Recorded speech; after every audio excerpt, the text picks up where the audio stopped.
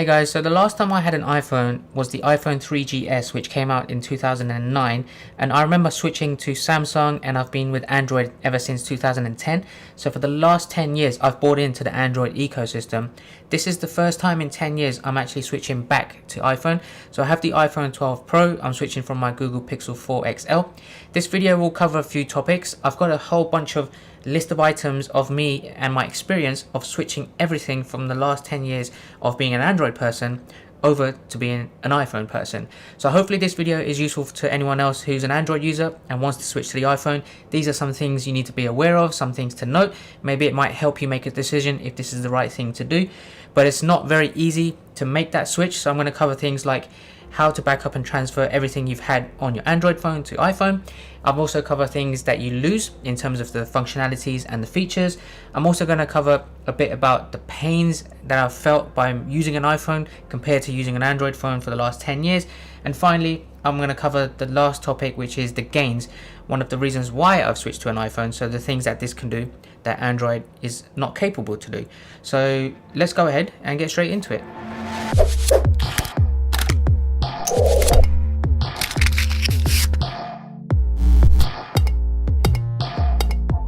Okay, so starting off with just the backup and transfer items, the first thing I want to do is transfer all of my apps. Now there isn't any real easy way to do this. I tried to research it, and obviously because the app stores are completely different, there is a lot of similarities in apps that you can get like for like, but I found it easier to actually have my Android phone next to me and manually download one by one all of the apps from the iOS App Store. It took me a whole day to pretty much get everything installed, and I had about 100 and so apps. So it is time consuming. It's something, if you're going to be using an iPhone long term, you're going to have to do that. So re-downloading them one by one is the strategy I used for that. The next thing is my WhatsApp messages. Now there is no way to transfer all of your WhatsApp backup messages onto an iPhone and vice versa. You can't go back the other way. So I had to download an external tool, and that is called Mobile Trans, which is by a company called Wondershare. So have a look at this screen recording. It does quite a few things. Now it's made not just for WhatsApp transfer, but I had to use this to transfer everything from my WhatsApp on my Google Pixel to the WhatsApp I've installed on the iPhone 12 Pro. But you can also use other chat services like Viber and WeChat to transfer everything from there as well. But this is also able to transfer things from your phone like contacts, text messages, pictures, ringtones, photos, wallpapers, videos, all of that kind of stuff, as you can see here. And it's pretty easy to do so. You just have to connect both phones with their original charging cables directly to your laptop. It will get picked up by this app, and then you just start the transfer and it should go flawlessly as it did with me. One thing I didn't use the app for was to transfer the contacts, because I had all my contacts synced to my Gmail account, and I logged into Gmail on my iPhone 12 Pro and I synced contacts through there, and it just came out into the contacts page perfectly fine. Then also with the photos, all of my photos were stored on Google Photos, so I just re-downloaded the Google Photos app and had it all there straight away. Now of course, having the photos appear onto the iPhone Photos app, it will sync to iCloud, which is not a major issue, but you'll have that duplication, so you'd have to get two syncs happening at the same time. So when you take a picture, it will sync to Google Photos and it will sync to iCloud, so that's something just to be aware of. And finally, the last thing was about the whole cloud service backup in general. So I pay premium for Dropbox and for Google Drive, and those were my backup solutions to the cloud for the last 10 years. Now I have signed up for iCloud, and I'm going to be using that. Well, I'm forced to use that actually for backing up everything, and they only give you 5 gigabytes of free storage, and that pretty much ran out on the second day of using it, because I was recording some 4K videos, and that pretty much maxed out, as well as the 100 applications I downloaded, my iCloud storage. So I had to upgrade, which actually wasn't too expensive, for the 50 gigabyte storage, which was 79p per month. So I upgraded to that, but now I have 3 cloud storage accounts that I need to maintain. So those are the main things I need to cover about how to transfer everything over. If you have any specific questions about transferring anything from your Android phone to your iPhone, drop a comment, I'll try to help you out. So now let's move on to the things that I've lost since I've transferred to iPhone. So the first thing that I believe everyone is aware of is the loss of functionality on custom launchers, themes, icons, widgets, all of that kind of stuff. There's so much flexibility you can do on an Android. I used the custom launcher called Nova Launcher, and there was really cool gestures that you can even use in the launcher, which I used quite a lot. There was one where I can lock the screen by just pinching anywhere on the screen and it automatically locks. It was quick and easy rather than pressing the sleep button on the side of the phone. So obviously Apple is quite restrictive. You can't have custom app icons, custom themes. They've introduced widgets now in the new iOS, which is fine, but it's very, very limited in how you can be more flexible in arranging those widgets. Secondly, I used a lot of air gestures. Now this is specifically for the Google Pixel 4 XL. This is not for every Android phone, but I've used air gestures to basically, when you approach the phone without even touching it, it wakes up and it makes it quicker and easier to see any notifications you have on your lock screen, or to just quickly get into Face Unlock and get straight into your phone.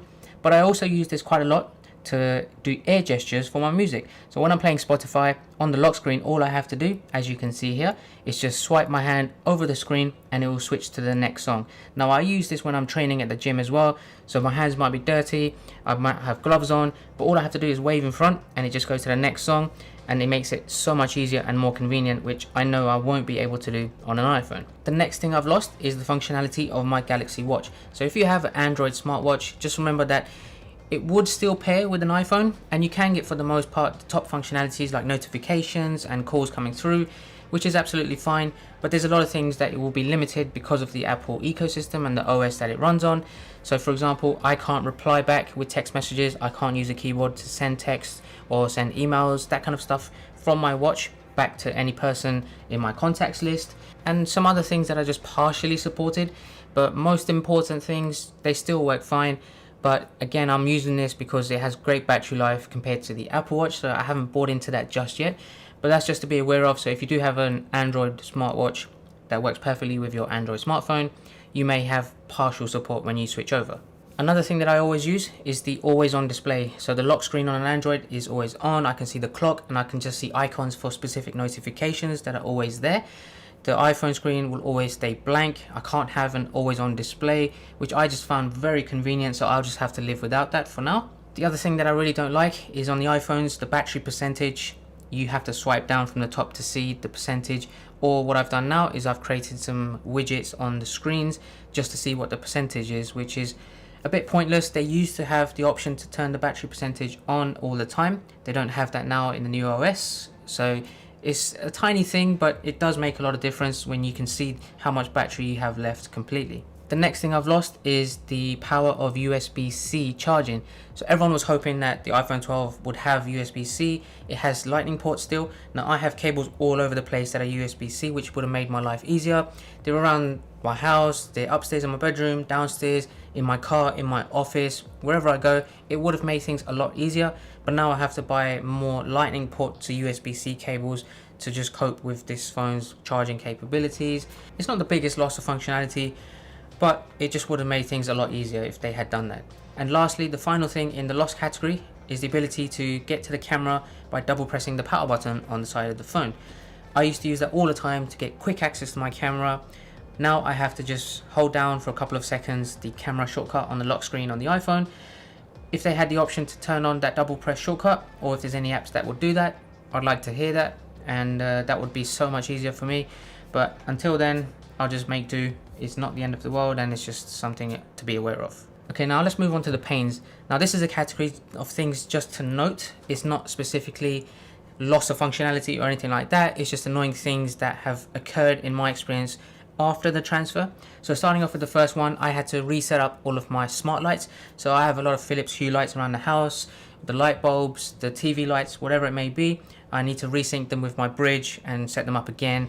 But if you did an Android to Android transfer, all of those settings would have been synced already seamlessly. The second thing is logging into all of your apps again. So obviously I downloaded 100 apps manually. Most of them required an account, so I have to go back and remember what was the login details. I did forgot my password a few times, and just logging into things that require more than just a username and password, like banking apps. You need to go through a lot of security settings to log in and start using that again. But if you spend a whole full solid day just working on apps, going through one by one, then you can get it done. But just remember, that is a bit of a pain to do.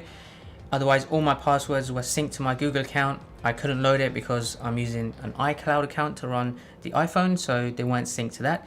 That's just something to remember. Now speaking of the apps, the next thing is I did purchase some apps that I use quite frequently. Because they're on a completely different system, the different apps, I had to repurchase them. So if you do have something that you pay for, just note that you might need to pay for if it's not linked to a cloud account, then you may need to pay again to work on the iPhone. Then there's also the issues about reconnecting all of the other connected devices via Bluetooth. So whether that's all your headphones, you may have speakers. I've got some gimbals that I used with my phone. I had to reconnect all of them, set them up again. So that's just something else to remember. And finally, the last pain that I had was I've lost progress on a lot of the apps that I was using to track things like even gaming. I've played a lot of games where I'm on level 400 or whatever. All of them are gone. I use fitness apps as well. You lose your progress, you had to start again.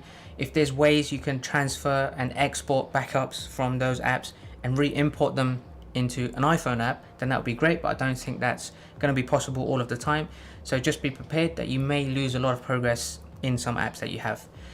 That covers all of the pains. Now there are some little pains that might be a non-issue for most people. I'm not going to cover a lot of details in these, but they are tiny things that I've just noticed, like the notifications for one app to get grouped together on an Android, and then you get just a single app notification on the menu bar for that, whereas the iPhone will just list every tiny notification in its own separate line, so you have to scroll through all of them. Then you also have things like the custom keyboard that I've downloaded for the iPhone, because I'm not a fan of the default keyboard. You can't have things like a dedicated comma key. You have to go into the second keyboard settings, press the comma, and then come back and then continue writing. So that's 3 taps as compared to 1. Might not be a big issue, but you will notice it if you're so used to working in a specific way, and it is very limited in functionality. Then there's also the issue with the back button being at the bottom on an Android. You can just single tap to go back whether you're browsing sites, and in some cases you can just swipe on the iPhone to go back, but most of the time you might need to press the back button on the top left of the screen, which as a result you will need 2 hands to do that. So it's not great, but I can get used to it. And the last tiny little pain that probably might not be an issue for a lot of people is that you can't transfer all your blocked numbers. So spam callers, cold callers, whatever, you may have a list of blocked numbers because they keep calling you. When I transfer the contacts, they don't get transferred. You'd have to manually add those blocked callers as a contact and then block them afterwards, which is pretty annoying. But in my case, you'll have to just wait for that person to call again, and then you can block them from the recent calls. And finally, the gains. So these are the things that the iPhone 12 Pro does really well and allows me to convince myself that I've made the right decision moving away from Android. A couple of these might be the reasons why I've decided to go back to iPhone, but it's something that you guys might sway you into convincing you that maybe iPhone is the right choice to do. So let's take a look at that list. Right, so there's 6 specific gains that I'd like to highlight. The first one is the HDR video recording on the iPhone 12 Pro with Dolby Vision. Now, as a content creator, as a YouTuber, video is a big part of the things that I do. So having the capability of recording awesome video wherever I go, having that in my pocket is something I value so much. So having the quality of this video with the stabilization that I've tested on it, I feel like I can just leave my mirrorless camera behind and not have any worries that I'm not going to get any good footage. I've tested this. Check out my previous iPhone 12 camera review. I'll leave a link in the description below for that, but you can also click here to check that out. The video quality on this is so good, and I feel like I can just replace some of my YouTube videos and just record directly from this. So I'm very happy with that. The second thing is the great battery life. I've used this very heavily when I was downloading apps. I was logging into everything, I was backing up, I was transferring a whole day constantly on the phone. Started off with 100%. I think maybe 9 hours later I was down to 58%. My Android definitely would have just been down to 0 by that time, completely, even earlier than that. So the battery is just very convenient. I don't need to worry about taking a power bank or an external power source to make sure it's always charged. I'm so happy with that. The third reason, if like myself you have a lot of Apple products, so like you see here, I have my MacBook Pro, I have an iPad Pro at home, I have Apple TV connected to my TV, and a lot of my family members have iPhone as well. So I'm already invested into the Apple ecosystem. So this is probably the last missing piece of the puzzle. Now, one of the reasons why I wanted to go back to iPhone is to get that missing jigsaw piece of the ecosystem and just cover everything. So now all my devices everywhere are just linked together. So when I'm taking pictures on my iPhone 12 Pro, they'll sync seamlessly to my iCloud account, which is already on my MacBook. I can airdrop my photos to myself very easily, very quick. I can take FaceTime calls on my laptop. It makes it so much easier for me to share my iPhone screen onto my TV as well. So there's so many things like that where I feel like I can do all those things where I needed to get third-party applications to do that before with an Android. So now I'm fully invested in having all of my devices, including my phones, connected together. The next one is Apple CarPlay. So in my car, I did use Android Auto for my Google Pixel 4 and it was a little bit buggy. Sometimes it connected it, sometimes it didn't detect it. But when it was working, I noticed when I used the navigation for Google Maps, it always froze in the middle of my journey.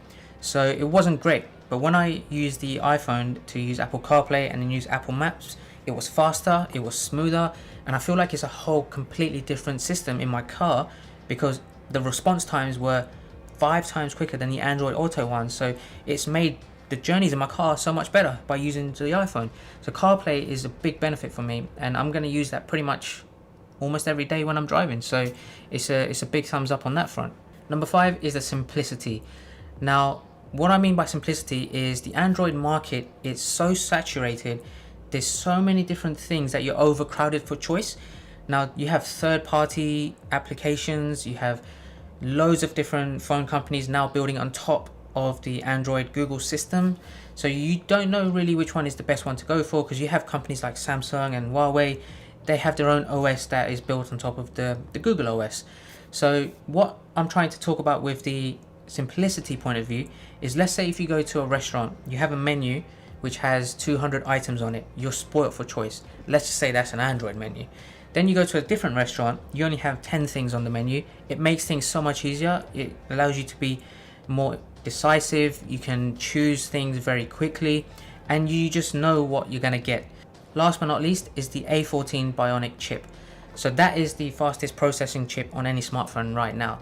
Have a look at this screenshot by Geekbench. You can see in comparison to the Snapdragon 865, so things like the CPU performance, the gaming performance, the battery life, which is one of the things I highlighted as a gain, and then a nano review overall. So you can see it beats it in every category. So having that fast processing, no lags, it's just smooth. When I'm using the applications, when I'm switching screens, when I'm going background apps, it just makes everything so quick and so easy to do. The gamings, I downloaded a few games straight away and I was playing with it. It was like a completely different experience from when I was playing games on my Google Pixel 4. So I'm so happy in that front. So that covers everything that I think you guys need to know. If you are going to an iPhone after many years with an Android, these are the things to be aware of. Hopefully I covered the things that you might want to know. If there's anything else you want to know about my experience in this transfer, drop a comment down below. Otherwise, I have a tons more iPhone 12 videos coming out, which I know you're going to like. So make sure you hit that subscribe button. Make sure you like this video, and I will catch you guys next time.